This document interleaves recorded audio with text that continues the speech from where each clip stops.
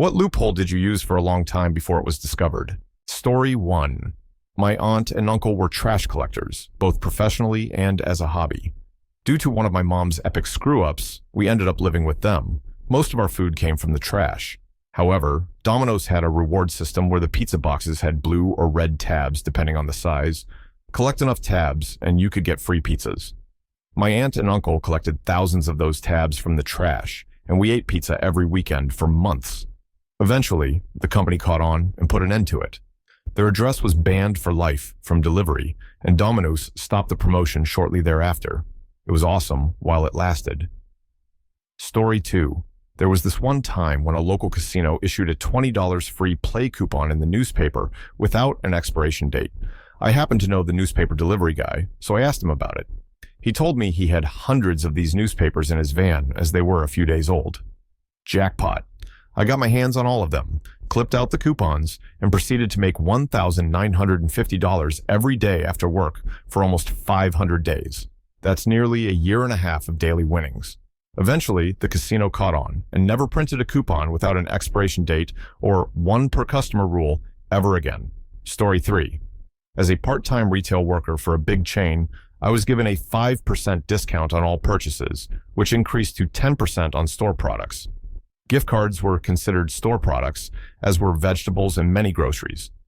By spending $45 on a $50 gift card and then using that card for my shopping, I could purchase $555 worth of groceries for an effective 19% discount on almost all my essential shopping and 14.5% on anything else. On occasion, I even bought a card online on my phone while queuing at the checkout. Story 4. In a pub I frequented, there was a Connect 4 fruit machine with a jackpot. I figured out how to win it every time. It cost around £5 to £10 to get into the bonus round, where you'd play a Connect 4 game against the machine.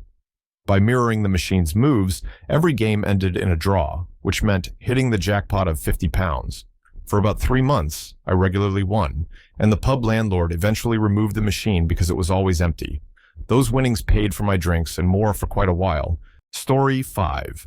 At my current apartment complex, they recently switched the laundry machines to ones that operate through a frustratingly slow app. I found out that if I pressed start on the app and on the machine simultaneously, then backed out of the app while it was still syncing with the machine would start but wouldn't charge me any money.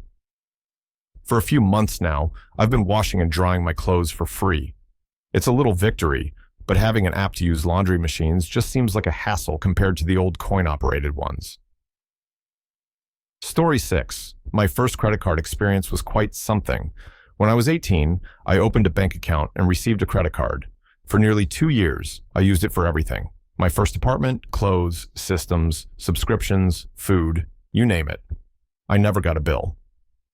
One day, I went to the bank to deposit some money and asked about getting a new card since my old one was about to expire. They looked at me puzzled and said, "What credit card? You weren't supposed to have this?" They took it on the spot, but I never received a bill. I had tens of thousands of dollars in purchases, all for free. Story 7. Back when I was living near and attending our local university, I was also working full-time during the recession. Money was tight. I barely had enough to cover my bills, let alone food. Our area was known for its tourist industry and casinos, so I had a few friends who worked there. They mentioned these massive employee cafeterias that served meals, and I decided to check it out. At that time, there were no ID checks or lanyards. As long as you knew where to go and dressed according to the employer's dress code, you could blend in. After a dry run with a friend to locate the cafeteria, I started going alone. For nearly 3 years, I had free lunches and dinners there. I learned the peak service times and the quieter periods, and even got to know some of the cafeteria workers and custodial crews. Those meals were a huge help during tough times. Story 8. Every summer, my family used to visit a campground where we'd rent a little cabin for a week. In the main building, there was a small arcade with older games, like a foosball table and an air hockey table. The air hockey table was broken in such a way that if you put quarters in and pushed the plunger just right, you could start the game and get your quarters back. For a couple of years, another kid and I kept the air hockey table going the entire time we were there. The arcade was always packed with kids who'd play other games while waiting for their turn. Eventually, the campground fixed the table, and the arcade became a ghost town. That was when I learned about the concept of a lost leader at just 13 years old. getting kids in the door with the promise of free air hockey while they spent money on other games. Story 9. When I was doing my undergrad, parking on campus cost $15 a day. To get into the lot, you had to take a parking ticket from an automatic gate machine, which would then rise to let your car in. The same ticket would allow you to exit the lot for up to 10 minutes after it was issued, which seemed like a way to prevent too many calls to parking security.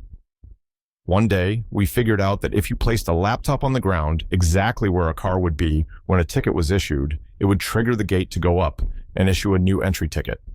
This new ticket was good for 10 minutes. If you hustled back to your car within that time frame, you could leave using the new ticket without paying. I managed to get free parking for all 4 years of undergrad using this trick. It felt great to save hundreds on parking, especially when I was already being gouged thousands for tuition. The high cost of parking at universities has always baffled me. I understand they can't incorporate it into tuition since not everyone drives, but it just seems like an additional unnecessary financial burden. Aren't they already gouging us enough? Story 10. Every first Sunday of the month, like clockwork, I would drive around early in the morning and buy as many copies of the local newspaper as I could find. I would cut out the coupons and keep a few in my server book for each shift. Anytime a customer paid cash for their tab, I would go to the manager with the ticket and coupon, ask for a comp, and pocket the extra cash. This turned $100 to $150 nights into $250 to $300 nights very quickly and easily. I did this for over a year and a half, and the managers never caught on. It was a seamless and highly profitable loophole. Story 11. One day, I was at a sporting goods store, and when the clerk asked for my phone number at checkout, I was in no mood to argue. I blurted out our local area code, followed by 555, saying 1212, which is the old number for directory assistance. The clerk accepted it, and I left. Later, I checked my receipt and discovered I had racked up a huge number of loyalty points. Apparently, a lot of other people had given the same number. I called the office the next day and switched the account to my address. Over the next few years, I made half a dozen trips to the store, cashing in on the points and getting free stuff as one of their most loyal customers. Story 12. I used to work at a grocery store during what I like to call the era of the steak discounts. For some reason, hundreds of coupons for $5 off a steak were circulating. I discovered that if I used the self-checkout and bought a steak that cost less than $5, the machine would not only accept the coupon, but also give me the difference in change. I took advantage of this loophole, eating dozens of free steaks and filling up my change jar nicely. Those were some good times, with free steak dinners being a regular part of my diet. Story 13. When I got the keys to my new flat on a Friday afternoon, I noticed that the place had electricity, but it wasn't in my name. I went to the electric company just before they closed, and the lady told me they only had records for 7 flats in the building, while mine was flat 8. She told me to come back on Monday with the serial number on my meter, and they'd get it sorted.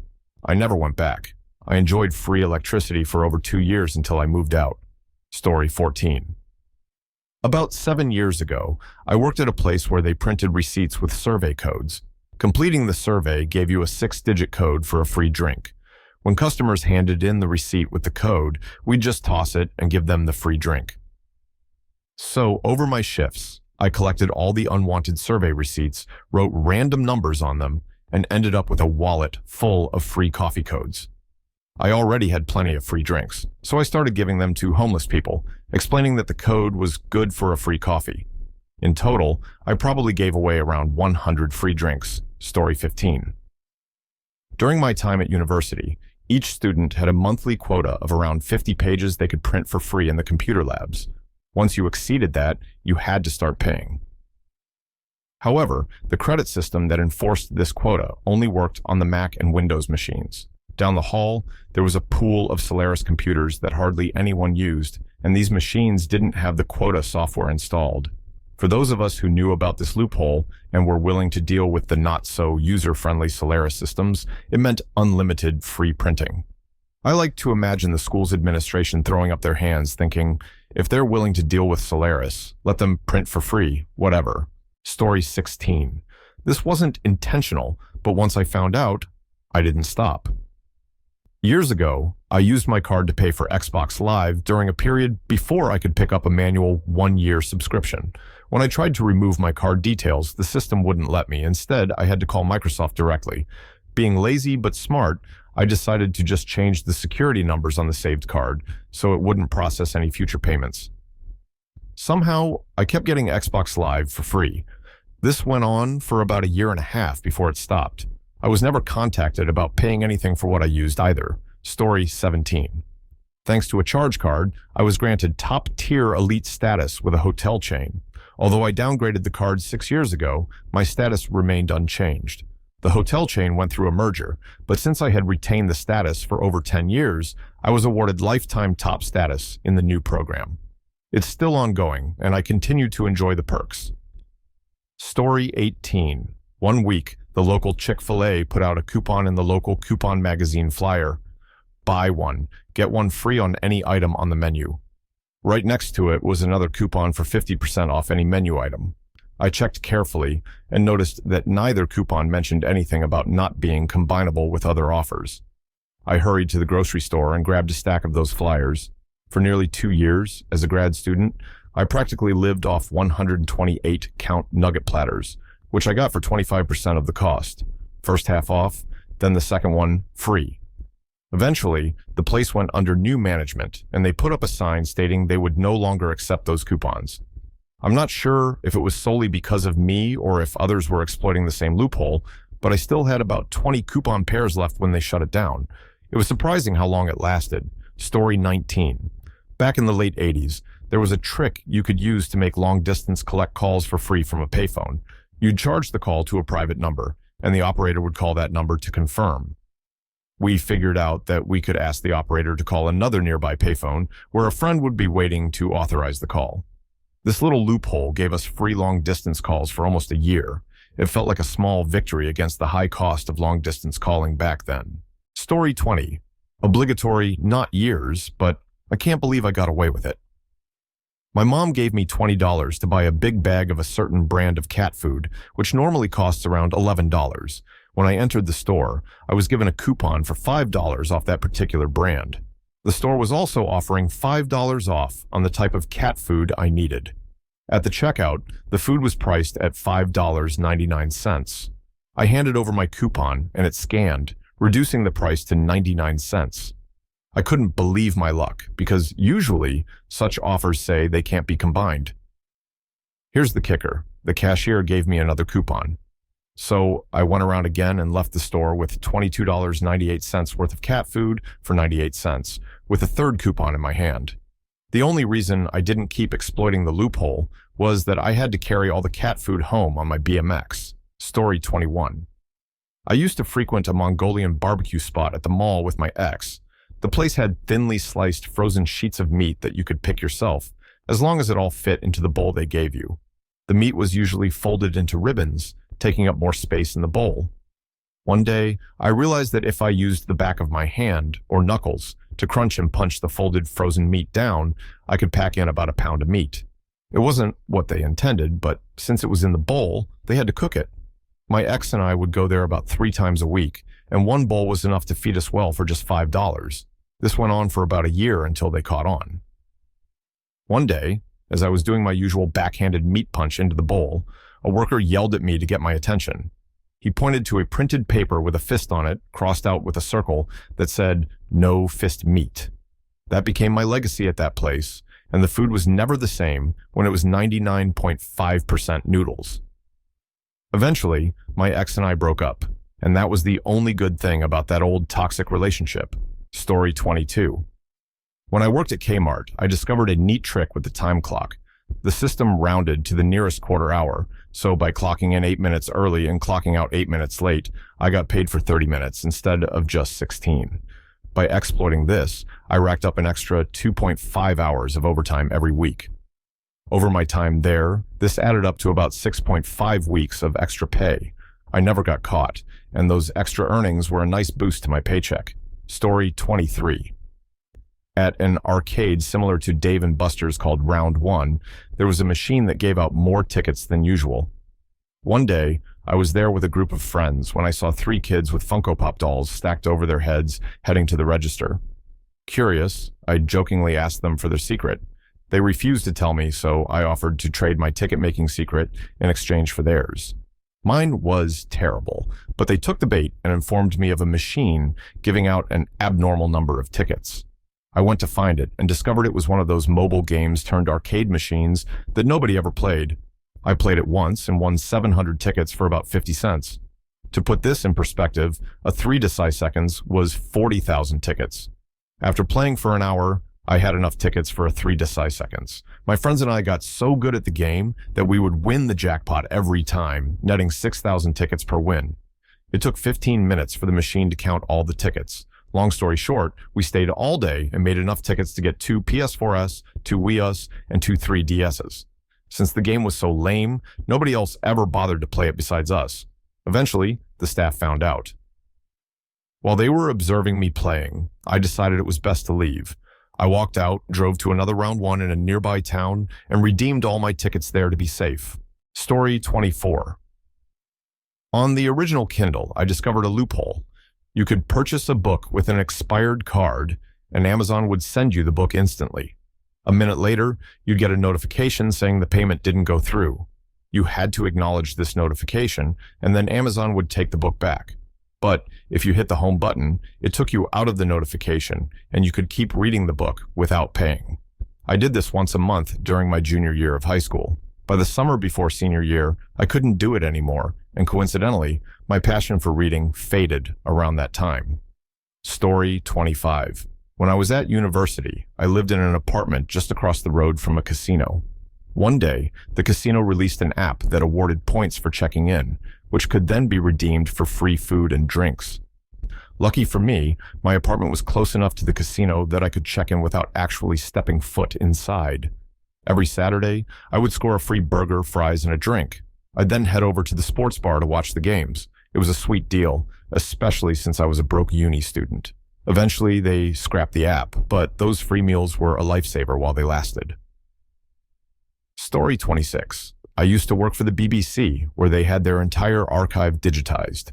I was involved in some cloud projects and needed access to this archive to check access rights. This archive included everything ever shown on the BBC, available for download in various video and audio formats. iPlayer only had a fraction of what was in that archive. It took the BBC about 6 years after I left to remove my account, giving me free access to probably the largest TV and movie database around for all that time. Story 27. When I was driving for Pizza Hut, I lived in an area where tipping was almost non-existent.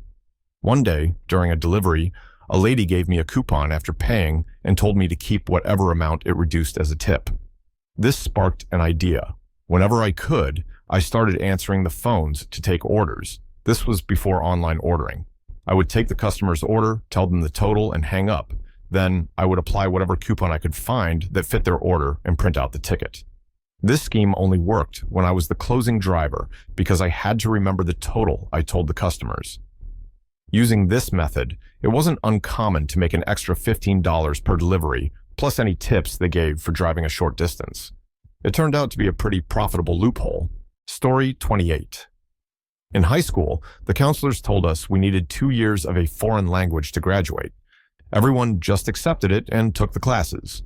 However, I read the student handbook and noticed that the graduation requirements didn't mention foreign languages. I decided not to take any. My friends didn't catch on until senior year when I told them.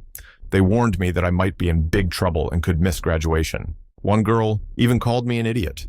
I showed them the grad requirements, which were available for anyone to read in the handbook or the counselor's office. No one ever said a word, and I graduated without any issues. Always read the terms and conditions, y'all. Story 29. We discovered a trick to get into the VIP line for rides, which was always empty. When the attendant asked for our VIP tickets, we would say a high-up employee named Rick had called it in. After a couple of seconds on the radio trying to verify, the employees would give up and let us through. We skipped lines for years this way, and the ride attendants eventually recognized us and just let us in. One day, feeling bolder, we snuck into the studio area. Guards caught us and asked who we were with. We repeated our fictional Rick story. This time, the guards took radio verification seriously and managed to get a real Rick on the line. Knowing we were busted, we waited for Rick to show up. To our surprise, Rick was the backlot manager. When the guard asked if we were with him, he said yes and took us aside. We confessed our love for film and the studio atmosphere. Rick loved that two young kids were so interested in his job and began showing us around the studios, letting us sit in on various show tapings. He even gave us a free pass to come back anytime, along with VIP line access. It was one of the most dramatic, fake it until you make it stories, but we did make it thanks to Rick. Story 30. There's an app for a local burger chain that lets you roll the dice to get a code for a free double patty burger upgrade. It was designed so you could only try once per day, and the code showed the date to verify it. However, I found out that by changing the date on my phone and trying again immediately, I could keep rolling until I got the code. Once I had the code, I'd change the date back to the current day, and the app would update the code to look like it was rolled today. I got free burger upgrades for years until they finally removed the feature altogether. I don't know if anyone else ever figured it out, but they removed it for other reasons.